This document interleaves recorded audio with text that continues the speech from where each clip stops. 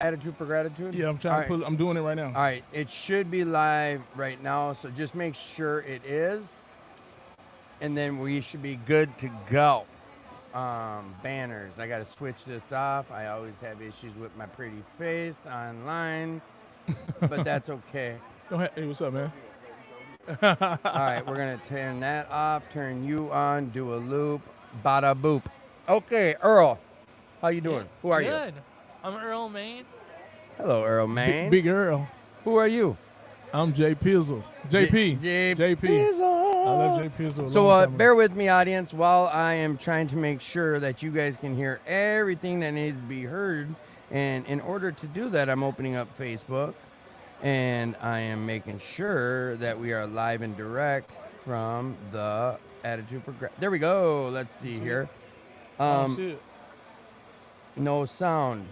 Oh, we got sound. All right, we're good to go, boys and girls. There we go. It should get a lot louder for everyone here. Bear with us.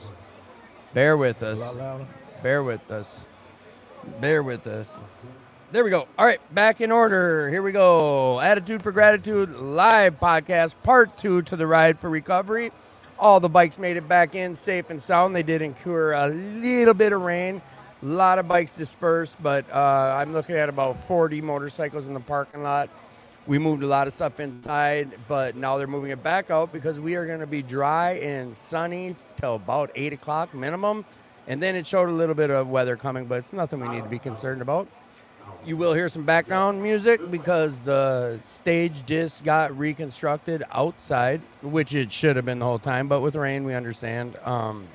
It's gonna be awesome. I'm right next to the popcorn booth and the root beer float booth, as well as the merchandise tent, where we got 2 lovely young ladies selling shirts and merch. We got Judy and Jess. So let's get back after it. Who are you? Earl Maine. Earl Maine. Welcome to the show, Earl. How you doing today? I'm doing good. All right.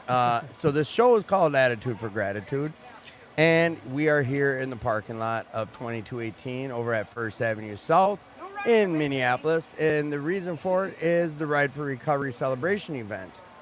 Is that what you're down here for today? Yes, I am. Okay.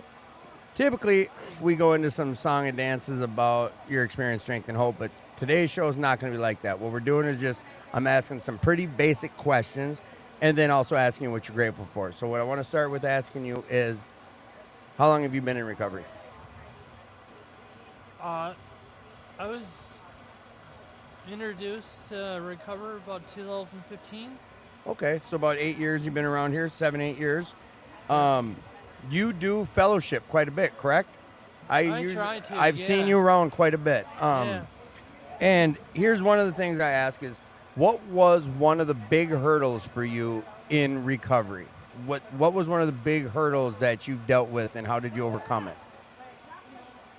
Well, I Hard hitting. have a gambling problem, Mhm. and one of the problems is my dad was a gambler, Mm-hmm. and Try to get closer to the mic if you can. so he would encourage me to hang out with him at the casino, Uh-huh. and it So that made it harder to stop when he's asking you to go to the casino all the time. yeah, Yeah. because he lived like 20 minutes from it. Okay. And it got old, and I told him this ain't the life for me. Yeah. I mean, it's a struggle because sometimes I still struggle, but Yeah. I'm not going like I used to. I mean, Okay. I used to hang up there every weekend, Right. and I started looking at why, because I got better things to do.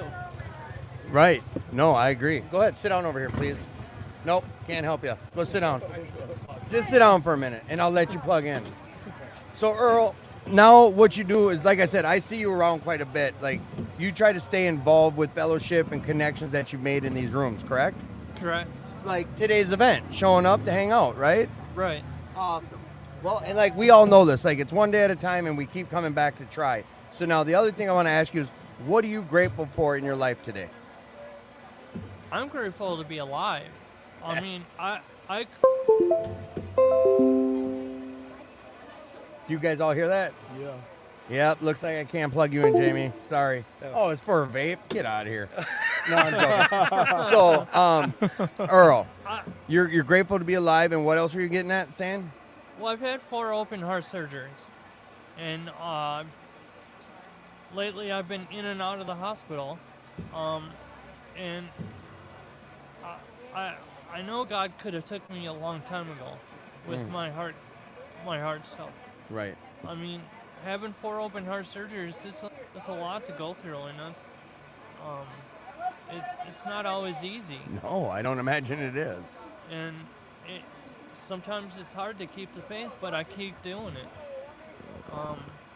Some days, I want to tell someone to F off, but I don't. I get Because- that. Good job, Earl. I get that. Because that's not going to do me any good. Right. On a real note, my mom is a huge help. Big supporter of yours? Well, yeah, she's been in the she owns her own drug business. Okay. Drug and alcohol business, and she's been in business for she's had her own business for In Minnesota? 22 years. Yes. In Minnesota, that's a good business to be in. Grace, tell you what. Grace Counseling. Oh yeah, that's a And- big name. That's a big name. And she's been in. I mean, she's worked in the field for 40 years. Right. And she's a huge helper of what to do and what not to do. Right. You can count on her when you need a little help or some suggestions or whatever the case. Yeah, and if I need to get yelled at, she's always there. So she doesn't co-sign your shit. Yeah. Yeah, that's awesome. Though. Yeah. That's good stuff. Like that's what we need in our lives. Oh, we're getting some music starting. Earl, I really appreciate you. I'm grateful for you, and thanks for showing up. Like just not to the show, but for showing up, and you always do show up. You always have that smile on your face. Yeah. I mean, if Earl's there, people are happy. So thank you for being who you are, and like stick around. Can I just say something? Yeah, real quick? yeah. This is your But- show, not mine. When I first started, I used to go to the Blaine Allen Uh-huh. a lot. Yeah, And people turned me away because of my gambling. I understand. But everyone has an addiction. I used to have a pop addiction, Right? and it was bad. I mean, I was drinking a 24 case in a day and a half. I mean, which is Yeah. crazy. And then I found out I got diabetes, and Oh, what a coincidence. You got a lighter? I don't. So, listen, I think what you're saying is something that we've heard time and time again, too. Is like you get someone who goes to an AA meeting sometimes and identifies as an addict, and they get a little guff from the alcoholic saying, you're not welcome here. That's more old school, but I understand what you're saying, and I've heard it before. And what I've learned is basically, if you're here, you're help for me. I don't care what your addiction is. We are all after the same thing, and that's to fight our addiction, whatever it may be. I'm not here to judge. The second I start judging you, I need to go grab a mirror and look at me. You know what I'm saying? Like, it's a problem with me if I start judging you or if I start finding a problem or an issue why something's not the way I like it, I need to figure out what's going on with me. So I'm glad you shared that too, but what do you do when that happens? What do you do, Earl, when you show up and feel not welcome because your addiction is gambling and not alcohol? well, we have a lot of groups at Grace Counseling, and I started sticking at Grace Counseling because no one tells me to go. Nice. And me and my brother started a group Saturday morning at Yeah, advertise it. 8:45. Okay. Called the breakfast meeting. Where's that at? Grace Counseling. Okay. And people cook breakfast. And we usually eat breakfast about 8:30. Okay. And then it's turned into something huge that Is it a GA meeting? Is it Gamblers Anonymous or is it? No, Oh, it's it's just okay. It's all recovery. That's awesome. Yeah. What more could you ask for? I mean, that's awesome. Serious. Yeah. We used to do it on Wednesday night. Okay. No one was coming, so my brother said, "Well, let's do a Saturday." Saturday? And I was like, "No" at first, and then I was like, "Yeah, let's do this." And, Oh yeah. Heck yeah. yeah. That's awesome. All right, guys. I know we got music going. Don't get jazzy. Throw your headphones on. Jamie, you're the only one who gets to hear this. Hear this. We got echo. So, who am I looking at with the North Carolina hat? Oh, wait, whoa. There we go. You looking at JP? JP, welcome to the show. In the building. Thank you for having me. Back to the show. Back to the show. Thank you. And like I said, you're going to hear our live music in the background, and that's a good thing. We want people to understand we got a jam going on here, and you're all welcome. We outside. So, JP, talk to me about your day today. Why are you here? It was good, man. I had to make a stop before I make another stop. So just come and stop and show some love, man, while I'm out here making moves. So I just, come out here to support my family, see some bikes and stuff like that, man, and had to take care of some stuff this morning, you know what I'm saying? But how's life going for JP today? It's good, man. I'm blessed. Are you? Yeah, I'm not going to open up no one's business, I promise. Don't open it up. But listen, like, we're grateful for what JP does and who JP is. And we all, you know that. You get the love. Yeah. You definitely. know? Oh, all right. So, aren't you part of some organization? Is that still a thing? And what is it? And What? Right now? yeah. You mean where I was working at? Dealers. I'm part of the Hope Dealers.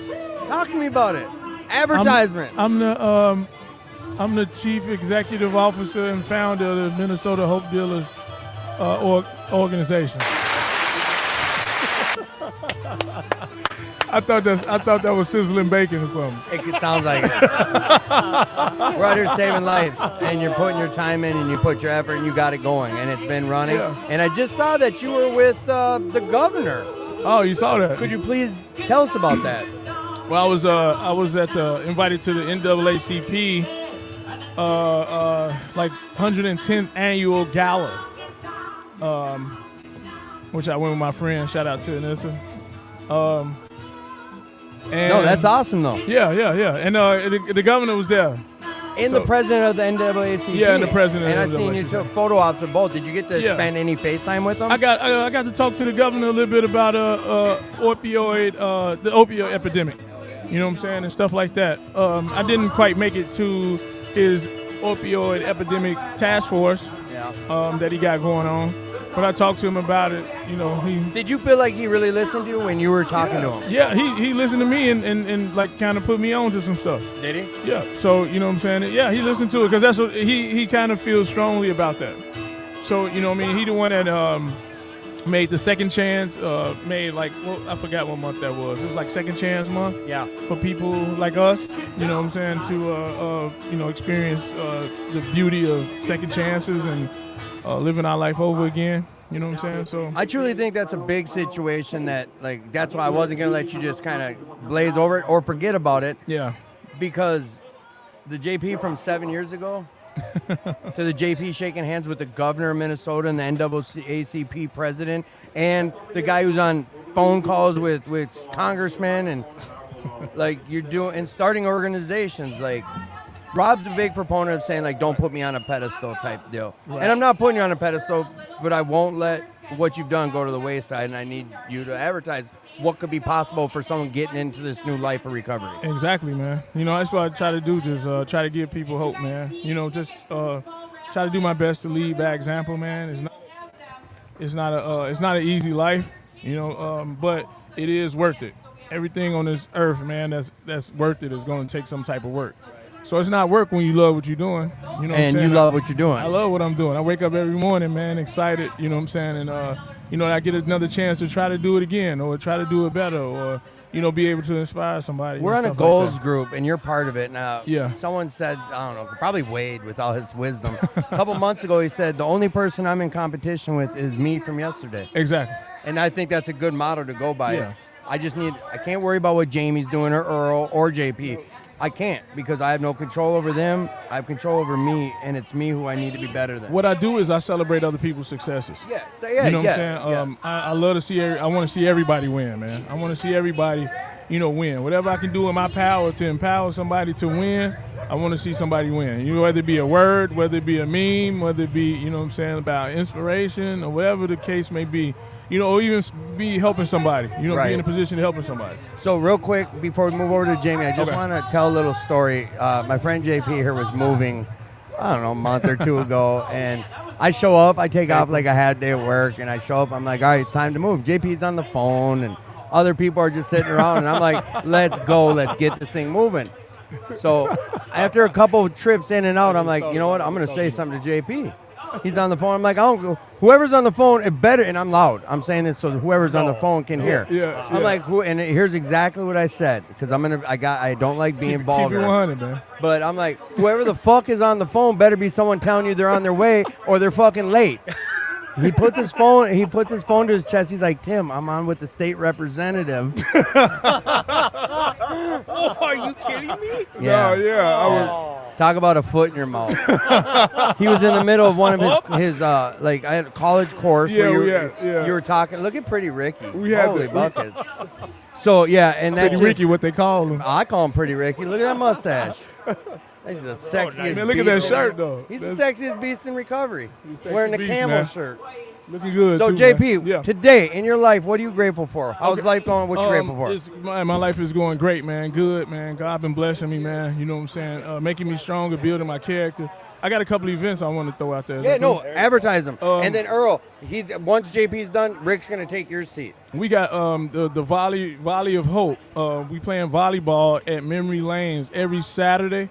Not this Saturday because they have a tournament going on, but Okay. every Saturday up until August. So it's Where's free. this? It's at Memory Lanes. Memory Lane. Yeah, Okay. I don't know the exact address. Is that the one way north? Is that? No, it's it's right there off Lake, right behind Cubs. Oh, man. Memory Lane. Yeah, Memory Lanes. Yeah. It's Lake. I'll get Yeah, that. they have Go ahead. they have a beach volleyball thing, man, and I'm using some of the fundraiser money that I used to raise for the Hope Dillathon to fund it.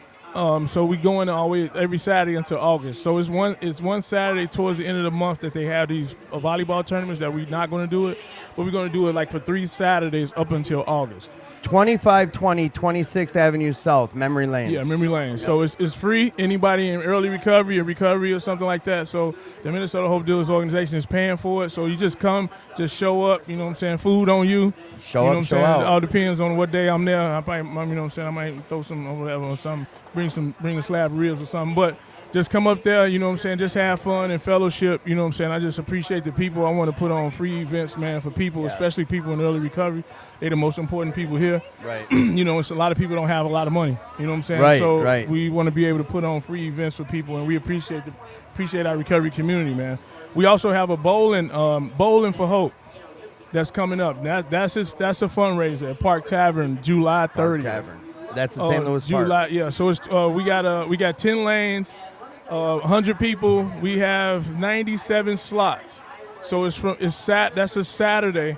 That's a Sunday, from 3 to 7, $20 a piece. All right. So it's $20 a piece. Is included with shoes, and you can bowl from 3 to 7. So I have 97 slots left. So if anybody interested, they can cash at me or whatever, because it's about prepaid only. If you come there and you want to pay, that's fine too. But if you want to hold your slot, just in case these slots fill up, because it looks like it's going to try to fill up a little fast. So, you know, just come out and fellowship with us and stuff like that, man. If you're not bowling, you just come out. And if JP sends me the info on my phone, I will post it on here so you guys can see it on one of our banners that rolls across the bottom of the screen, like I got going right now for the 4-Step workshop that happens every Wednesday here at 6:30 with Rick and Jesse. Anything else we'd like to advertise? And then I need to know what you're grateful for. That's pretty much it right now. But those are 2 events we got going on. And so I got something else planned in the pot. I can't get that up yet. All right, cliffhanger. But I got a cliffhanger, but it's gonna be real good. So I can't show everybody all my aces, but I got something in the pot that's brewing right now. I got couple more meetings to do with somebody from California. And big things. Yeah, it's kind of big. It's kind of huge. So that's in the works. So I just want to let everybody know, man. I appreciate everybody for all the love and support for me and my organization, man. And you know what I'm saying, I'm trying to do what I can, man, to help just be a part of this recovery community, man. It's a bunch of beautiful people, man. I love y'all. We appreciate you, We JP. appreciate No you, doubt. JP. And we appreciate you, Earl. We All right. appreciate you, Earl. Give up your seats. Bye-bye. Thanks for being Peace on the out. show. Hang on I one get sec. I'm kicked gonna out of worse places than this. I love y'all, Get man. in on All right. Who are you? Hey, who are you? Oh, my name is Jamie. Sit I'm down. a grateful alcoholic. Come on. It's only the Sit down. it's only the three of us, Gretch, talking. Yeah, it's just Just put your headphones on and listen. You can get in on this. Just sit down, get comfortable, and listen. Brock, you're up after Ricky. Yeah, no, you just put the headphones on and listen. We talk recovery. So what we're gonna do is you're gonna hear me ask Jamie, how you doing, Jamie? I'm doing fantastic. Why are you here today? I am here for this wonderful ride for recovery. Yeah. I enjoy this. It's my second year. I love riding motorcycle, and I enjoy my recovery friends and fellowship with them. That's a huge part of my recovery. And plus, I get to sit here and listen to you. Oh, bullshit! Don't gas me up or stroke my ego. I'm the last one who needs that happening. So, I appreciate Jamie, it. Yes. I've seen you around for a while. Yep. We're just gonna throw out questions that come in, and the big one that we always keep getting is, in your early recovery, what was one of the biggest hurdles you had to overcome, and did you overcome it, and how? I would say my biggest hurdle, well, I would say more of my character defects is really a huge thing. I still work on it to this day, very hard, and I make it a mission on a daily basis to work on that. I think they say a daily reprieve. Is that what it's Well, called? it could be, yeah. in so But many words. what I mean, we all have tons of character, or for me, I had tons of character defects. What was like lying or like cheating? Still, like what? Give me Just one little anything. example of something. Like losing my temper too. Okay, anger. you know, So anger. Yeah. How did you deal with dealing with your anger? Well, something my sponsor taught me, and that's called taking a second and breathe. Breathe, that asshole. And not just in, breathe. but out. We all know. Yeah. You forget that out. I'm so sick of hearing that boy tell me all the time, Tim, breathe. breathe. Just breathe. Yeah, Damn he's him. good at that. Yeah, I love he that is. man. He's taught me a lot. Yeah, he is. He's a good fella. You guys know who we were talking about. He's been on the show multiple times, but so step work, Yep. things that you've learned throughout this process. Yep. Jamie, what are you Yes. grateful for in your recovery and in life today? I'm grateful to be sober, alive, to be able to come to events like this, to be able to sit here and talk on here and be there. Most of all, be there for my friends when they're Present. either, present, my son, and just try to lead by example every day that I can. Because if I'm not doing that, what's like all these things? Right. Like why? Why keep this up? I So, think I want to reword it differently, but I've Yeah. said this for a long time. It's like, if I'm doing this and I'm miserable, either something's got to change or I'm going to stop Yeah. doing this. Yeah. And Exactly. I've really enjoyed this life of recovery. Oh yeah. I mean, most people that too. have come on here say the same thing. Like when I talk about what they're grateful for, the majority of people say everything, right. but then I don't co-sign that shit, and I always bring up something like, oh, you're grateful for when your car breaks down? It's something stupid. Yeah. But then I had a guy on here when I said that about the car. He's like, you know what? We choose to have the problems with our car because that's the guy who's riding a bus, what issues he has with his car.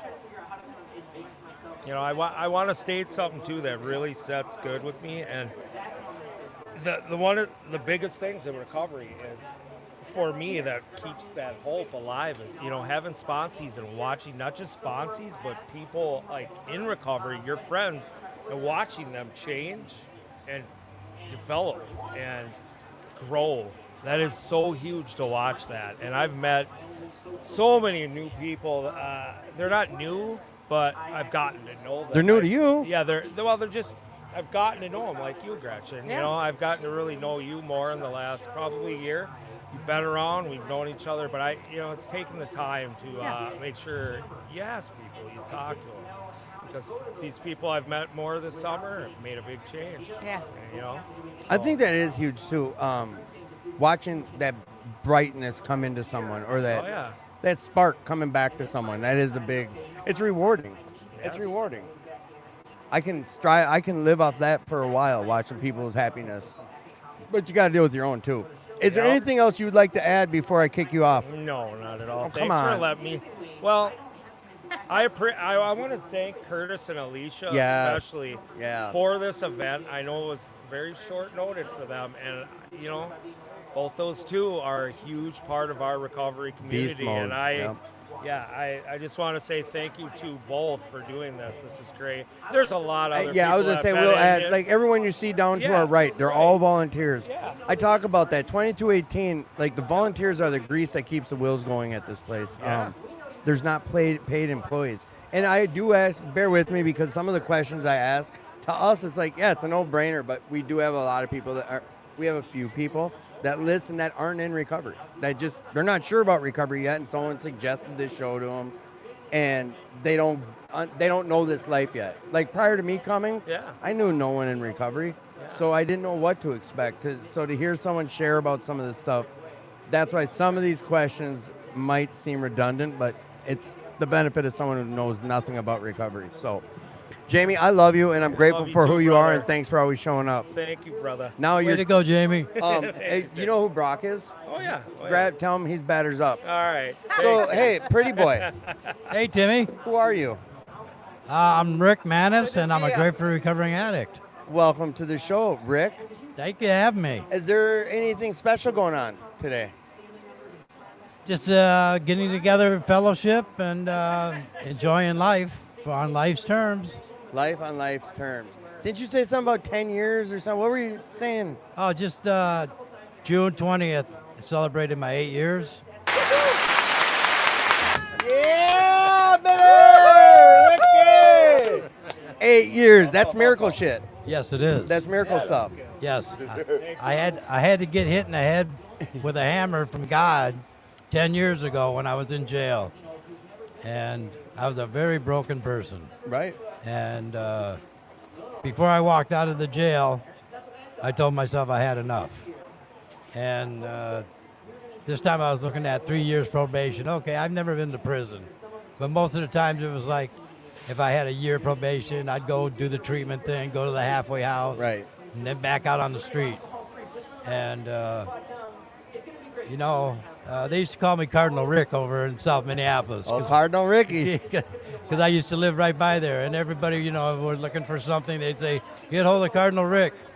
Well, that was my identity, and that was one of the biggest things I had to face when I got in recovery. And when I walked out those doors of the jail, and I really owe a lot to the Thunderbird group because they would bring the meetings down to the jail. Okay. And they had a Saturday morning meeting. And when I walked out of the jail, I told them, "I'll see you when I get out."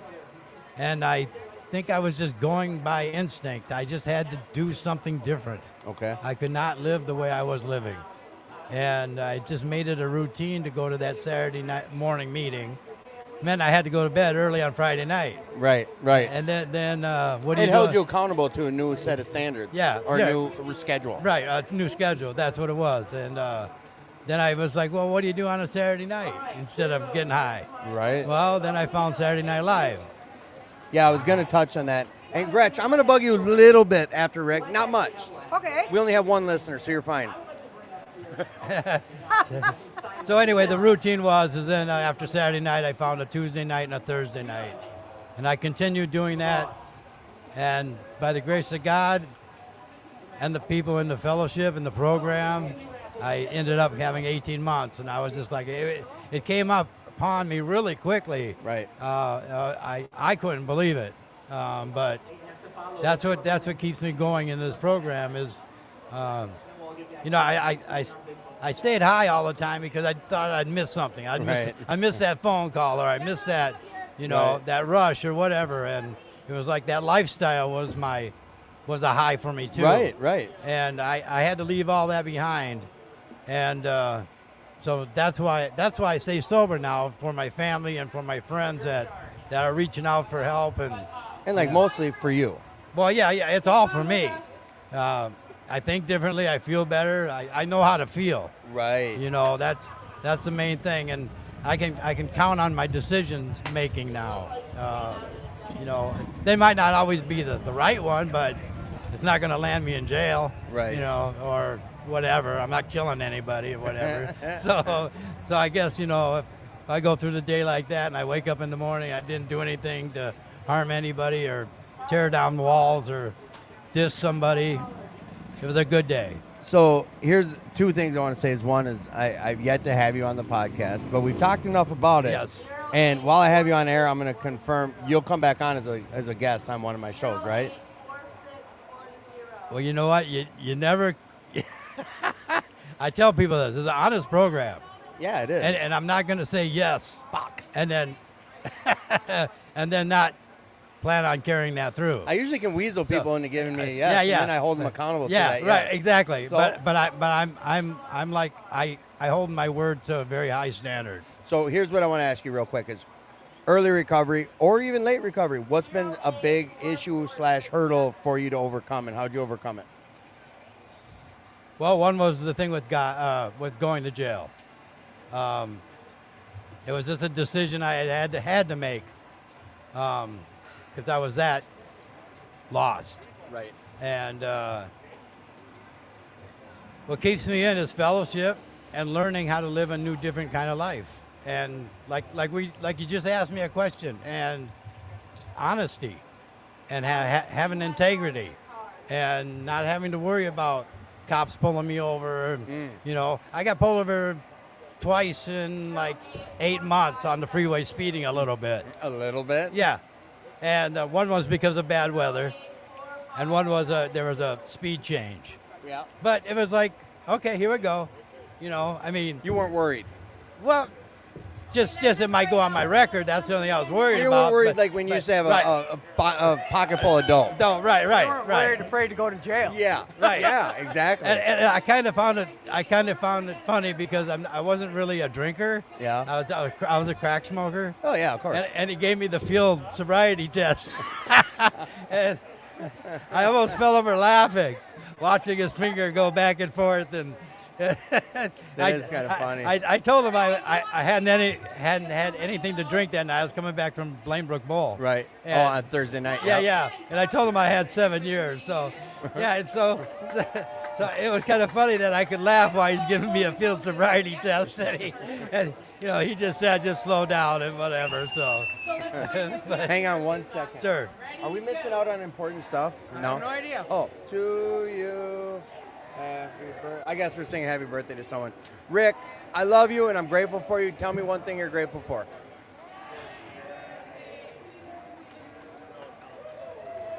This came to my mind not too long ago. I'm grateful that my family is not going to get a call tonight saying that my body is down at the morgue and they have to come and identify it. That's what I'm really grateful for. I know that I'm going to live through the day.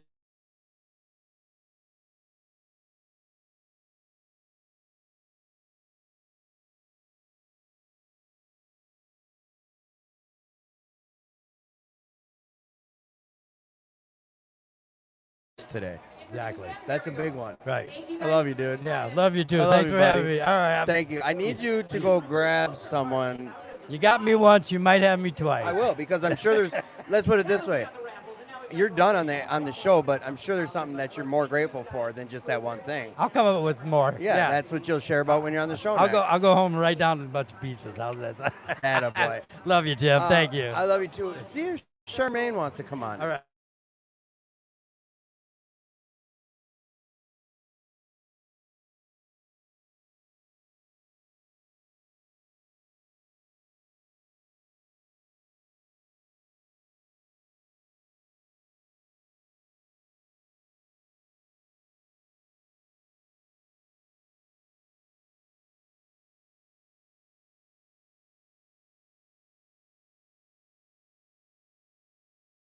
See a lot of cool cats. I'm here to do some service work. I highly suggested to a sponsee that she gets her butt down here and does some service work. So I'm going to help her There and you go. serve up some dinner tonight. So, As long as Gretchen's okay with it. smoke away. Smoke him if you got him. This will be the only time during the podcast you can smoke. So, Gretch, I know you've been around for quite a while. Yep. I've seen you since I came into the rooms 5-6 years ago. And I know you because mostly with Sam. And I know that you've had a lot of up and downs in the time I've known you. I don't know about a lot of up and downs, but you went through some stuff. We did. You went through some stuff. What was your biggest, I don't want to say rock, but how did you get through some of these things? Being acceptance is the key to all my problems today. Absolutely, 100%. Explain, go into detail about that to a dummy.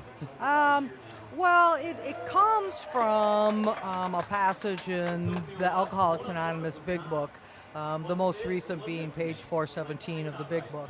And it has a lot to do with there are no accidents. It's in order for me to truly recover from alcoholism and codependency and drug addiction, I have to find acceptance that I have that problem. And then I can go on from there. And that has carried over to so many things. You mentioned Sam, Sam's lung cancer and his troubles before that. Caused me to get back into Al-Anon and work in the Al-Anon program. That's such a nice way of saying it. However you just said it. It is. I can't tell his story, and he's not even here to say it. Nope. So, but lung cancer and issues there made me have acceptance. Yeah. And I think that's huge. Like, I don't know. I always see you've always had a smile on your face. I don't know. And I try to go out of my way, like people in my life that I come across, whether I get close with them or not, when I notice they're always happy or smiling, like I try to go out of my way every now and again, like send a message, especially when I'm thinking about them. And I think about you here and there, and I send you messages. You do. You're very good at that. And that's just, it's from the heart. I'm grateful for you. I think it's rude to my listeners and to you guys that we're going on. Is someone sharing their experience, strength, and hope right now? They are? All right, what we're going to do is take a break. Okay. We're going to start back in. I have like 1-2 more questions for you when we get back on. And then Brock will be on the show. And then, yes, I love you guys. Thank you guys. No, you got to come back and be a guest. Go ahead, Rick. We'll close up with Rick's word. I just want to say that, this is a suggested program. And when I got into this program, I started watching the people that were coming and going on a regular basis to meetings. Mm-hmm. And they did what was suggested to them.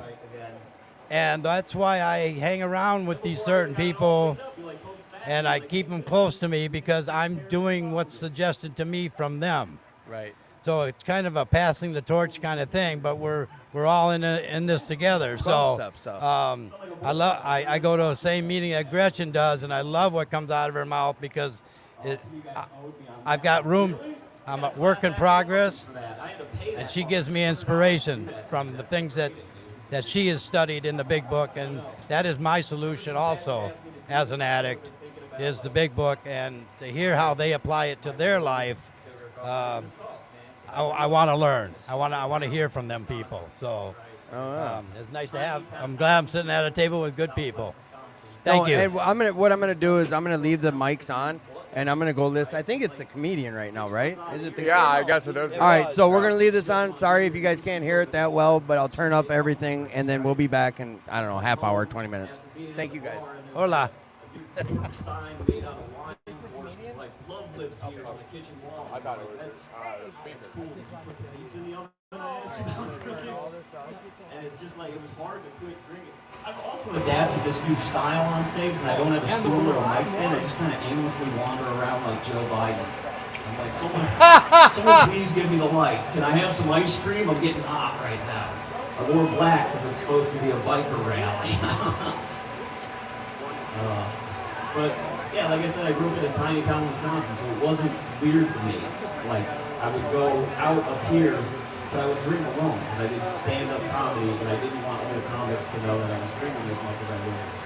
And the only bars I would like exclusively go to where I was drinking was karaoke bars, because I was like, it's fun to watch someone else suck on a mic, you know? So I would just drink alone at Otter Saloon on Hennepin all the time, and I would suck on a painkiller, because I'm like, I'm not going to take it, that's bad for you, so let me suck on Oxycontin, right? That'll ingest a little bit slower. We're going to get to like a point, hopefully, where you guys are like, that's an amazing story, but right now it's going to be really slow. So at the time I was like when I moved up here, I was like 21, 22, and I had moved to Las Vegas initially. I left my small town Wisconsin because I remember one night we were at the bar, we were all drinking, really drunk, and I walked outside and I said to my brother, I was like, is this it? He's like, what do you mean? And I was like, we just do this every, we just get drunk all the time. Is this it? Is this what we're going to do? And he's like, yeah, what else are we supposed to do? I was like, good point, I need to get sober. So I moved to Las Vegas to get sober. And then it worked for a time until I went out and they were like, yeah, they give you drinks for free as long as you gamble. So I would just go and sit at the penny slots and just house drinks all the time. And I was like, well, this ain't working, I gotta go back to somewhere else. So I moved back to Minneapolis. I come back here and I was living in this like shitty fucking house. I found on Facebook Marketplace. It was this Egyptian dude and this Ethiopian dude, and I lived in their basement. It was an unfinished basement. And the ceiling, I'm not a tall guy, right? But I had to bend when I walked around in that house. And I would drink constantly. I had no money because I was drinking all of it. And like people were like, what are you doing, man? You work all the time. But it's like, really? I'd rather eat cold chili mac out of a can and have 12 Coronas to make me feel all right about just having that cold chili mac out of a can, right? So I would just drink constantly there, and I would go out to the bar, and I would drink alone. And eventually, I got to a point where I was like, well, I can't keep doing this. So I moved into this apartment that ended up being very bad for me. It was this dude that I'm friends with. His name is Ira. He's a 40-year-old black dude. I'm 22 at the time. I lived with Ira in the basement, and upstairs were two ex-rock star lesbians. A lesbian couple, and they did blow constantly. And they weren't lesbian if they got drunk, all right? They made some passes at me a couple of times. So it was not a good living situation for me, but I was just like, I remember having a point where Ira and I would just drink all the time because he didn't have a job and I worked at a group home. And to be honest with you, best job I ever had. Honestly, it was the best job I ever had. And I was at a transitionary point in comedy and work where I couldn't get work all the time, so I was going to quit this job, and I couldn't think of like a justifiable reason to quit, right? So one night, I was like smoking weed, watching Shutter Island, and I was like, oh, what if when I try to quit, they're like, quit what, buddy? If you guys haven't watched Shutter Island, that's fine, but I'm going to just keep powering ahead with the joke, because I'm going to treat it kind of like sex. I only go one position, and I'm just going to keep going. I'm going to keep breathing in your ear, all right? That's all I do. I'm like a chihuahua in heat when I fuck. You know, I just like a stuffed animal. I just climb on top of them and breathe in their ear, you know? But, so I had this flashback moment when I was trying to quit. I was like, thinking of all the times I like took him to the trampoline park and took him to the lake and shit, and like splashed around the wall. I'm like, woo! And I'm like, wait, I remember the whole time. And I'm like, yeah, we didn't know how to tell him. We had to make him think it was part of the program. The work. We didn't think we would try and quit this soon, you know? But anyway, it's like, I remember one point, we both didn't have a job, and we were standing outside of this liquor store. I had no shirt on, I'm 23 years old, this 40-year-old dude who's just sort of co-opted into being my dad, because I never really had one. We were just standing outside the liquor store drinking at like noon. And I'm like, is this it? And he's like, what do you mean? And I was like, this drinking thing, is this all working? He's like, what the fuck else are we gonna do? And I'm like, oh, I just can't escape this life, all right. So I just continued to drink after that, and it got really bad, and I didn't want to drink with friends, because when I would drink, I would get just belligerently drunk. And it wasn't like, I'm gonna fight you kind of drunk, it was just like, people got sick of getting hugs, you know? I was the type of dude who was giving handshakes, and I love you, motherfucker. And they got sick of that, so I would just drink alone at karaoke bars all around town. And I remember the night that I went in and I ended up throwing up blood. I did it on a couple occasions, but this time was like more than I was used to. I remember I went into Otters and was sitting there, and it's bad when a bar recognizes you, right? Like when you walk in and they're like, there he is, and they just have your drink ready on the table for you, and I'm like, fuck. At the time I was like, this is awesome. But sitting there with these like this old drunk dude. He and I used to talk. When you guys were drunk, did you ever have times where you would like, I had a very profound conversation with that guy, and then the next day you're like, I don't even remember that motherfucker's name. I don't know what we talked about. I think I told him some very deep stuff. I hope I never see him again, actually. But he bought me the shot, slid it over to me, and while this is all happening, there's a guy at the bar that they're trying to kick out. I've never seen forward thinking so fast before. He had hid shots of whiskey all around the bar, and when they were trying to get him out, he would just go to different corners of the bar and bomb shots of liquor. I thought that was the funniest. I was like, I gotta be like that, dude. I've been kicked out a lot of times, but if I can make a route and be a little bit drunker on my way out, that's the way to do it, man. So they're trying to kick this guy out, and we're laughing, watching him just go to different corners of the bar and bomb these shots. We're like, get out of here! And my buddy passes me the shot. He's not even my friend. He just passes me the shot, and I'm like, oh, thanks, dude. And I take the shot, and I'm like, I'm feeling too hot. So I walked into the bathroom, and I threw up. It was all blood. It was all just fucking all the blood that I was like, this is all that we have in our bodies, right? That can't be good. I better finish my Corona and go home. So I went back, sat down at the bar, finished my beer, and I was like, I better go home. So I drove back to my place, and I remember like looking at all of the ER clinics, like the walk-in ones, and I was like, nah, that wait's gonna take forever. I'd rather just go to bed and see if I wake up tomorrow. And I woke up the next, didn't stop after that, didn't stop, just kept throwing up blood, and I was like, it'll go away eventually. Maybe if I swallow a Band-Aid, this will sort it out. But yeah, man, it was bad. And then it didn't dawn on me, because the whole time while I was drinking because I wanted to die. I had a kidney transplant when I was 17, and I knew this would be the way out. And I didn't want to I didn't have like enough balls to like jump or anything like that. So I was like, maybe one day I'll just won't wake up. But then those nights you go out drinking with that intention, just wake up with the worst fucking hangover you've ever had. And you're like, have you ever drank to kill yourself? And you wake up and you're like, God, I ain't dead, but I wish I was, man. My fucking head hurts. But, so I quit because the doctor said, you're going to die if you don't quit drinking. And the first few months, I didn't believe it. I was like, I'm not an alcoholic. I was like drinking a lot. I like drinking a little bit more than the average person. So I tell this to a friend, he's like, you gotta go to a meeting or something. Because my buddy at the time, he was like, he and I related in a weird way because he was like, he was bingy.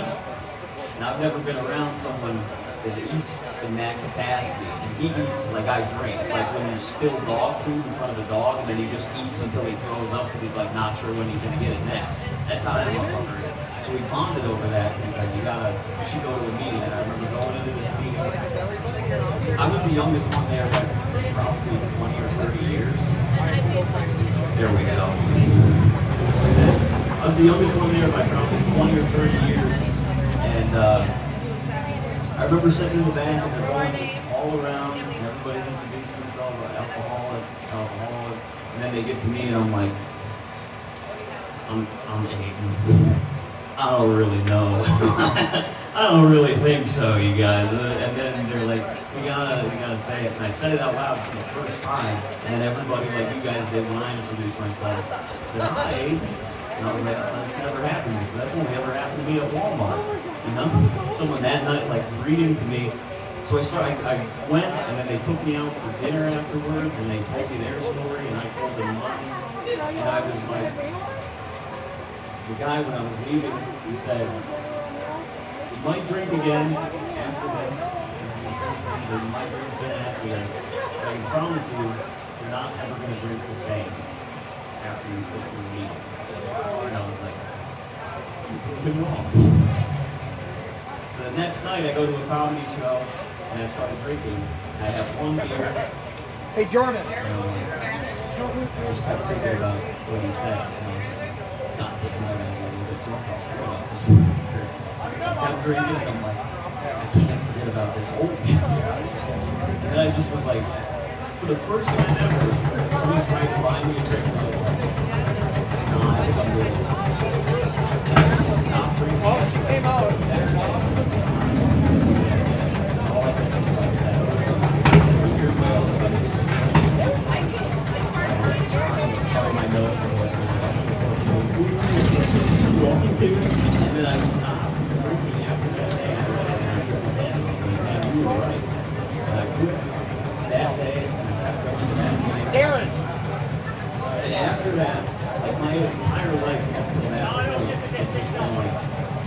a mishmash. It was just like putting a square peg in a round hole. That was what my life was all the time. None of it made sense. The pieces didn't make any sense. If I tried to tell you my life story, it's not coherent.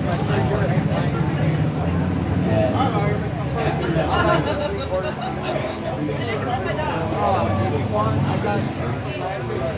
started. I had an eating problem. I had a drinking problem. And I just kept going to meetings. I kept meeting other people. And then things just started working out.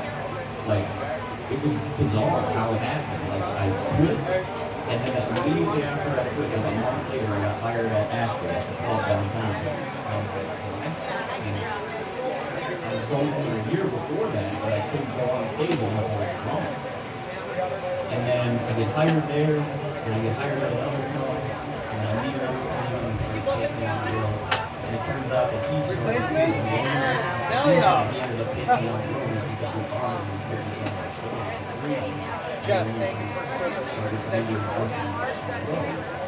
And everything just started working out. Every relationship that I had was nice. Because I just, the women that I attracted were as bad as me, and I'm like, I'm the fixer. Yes. I can correct Is these your shirts? So everything started working out. I ended up getting a great girlfriend at the time. My family started talking to me again. It was like, it was so weird because it happened like that. Just, I mean, he's trying. I fell into place after I quit drinking. I don't know if there's a nothing or what there is, but there's some sort of guidance that is letting you do the right thing in your life. You get rewarded. Hey, thanks, you guys.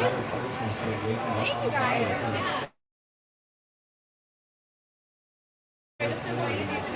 Being there for my